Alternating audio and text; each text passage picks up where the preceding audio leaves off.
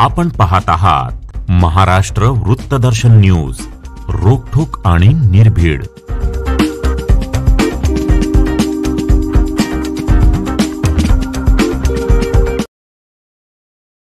सांगली महापालिका पाणी पुरवठा विभागातील मिरजेतील प्रभारी पाईप निरीक्षक स्वप्नील आवळे यांच्यावर जीवघेणा हल्ला झाला आहे। स्वप्नील आवळे कामावर असताना मिरजेतील पाणी पुरवठा ऑफिसमध्ये बसलेले असताना एका व्यक्तीने दगडाने हल्ला करत गंभीर जखमी केले आहे।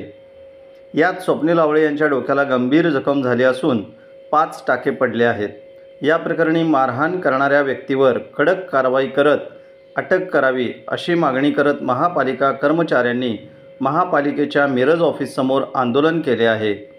यावेळी जोरदार घोषणाबाजीही करण्यात आली। मी स्वप्नील पोपट आवळे, मी मिरज पाणी पुरवठा विभागात प्रभारी पाईप इन्स्पेक्टर म्हणून काम करतोय आणि तिथं संदर्भात काल सकाळी मुजावर गल्ली दर्गा कमान परिसरात पाणी कमी दाबाने येते या निमित्तानं सहाय्यक आयुक्त यांच्या समवेत भागात फिरती केली होती। त्या संबंधित संध्याकाळच्या शिफ्टमधल्या वॉलमन यांना सूचना देण्याकामी मी ऑफिस परिसरात आलो असताना माझ्या टेबलला येऊन बसलो असताना एका इसमानं येऊन दगडाने मारहाण केली की तुमचे इथे खूप सगळ्यांचे नाटक चालू आहे असे बोलून त्याने माझ्यावरती दगडाने हल्ला केला। डोक्याला मार लागलेला आहे आणि 5-6 टाके पडलेले आहेत। कालचा हा जो प्रकार घडला हा निंदनीय आहेच, पण यापूर्वी सुद्धा 2-3 वेळा कर्मचाऱ्यांच्यावर असा प्रसंग घडलेला होता। त्यावेळेला संघटनेच्या माध्यमातून आम्ही आंदोलनं केली, काही मागण्या होत्या, तिथं कंपाऊंड भिंत बांधण्यात यावी, वॉचमन देण्यात यावा, गेट लावण्यात यावं, CCTV कॅमेरे बसवण्यात यावेत, पण आता फक्त कंपाऊंडची भिंतीचं काम सुरू आहे, बाकीची कामं काय करायची।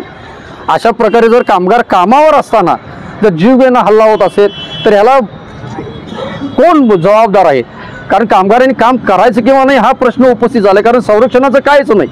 याच्या उपर पोलीस स्टेशनमध्ये गेले असता जुजबी गुन्हे काहीतरी दाखल केलेले आहेत, त्यावर खरं वास्तविक शासकीय कामात हस्तक्षेप केला म्हणून अजामीनपात्र गुन्हा पाहिजे। हाफ मर्डर सुद्धा त्यामध्ये गुन्हा दाखल होणं गरजेचं आहे, जे सेक्शन्स आहेत त्याप्रमाणे। या प्रकारे काही झालेलं नाही आहे। आता मी मान्य आयुक्तांची व्हिजिट होती, ते भेटायला गेलतो, आयुक्त साहेबांनी आम्हाला ऑफिसवर बोलवले म्हणून आम्ही भेटायला इथं आलेलो आहे। आता पुढील काय त्यांच्यावर चर्चा होऊन काय वेळेस ते पुढचा निर्णय घेतला जाईल सगळ्यांच्या संमतीने।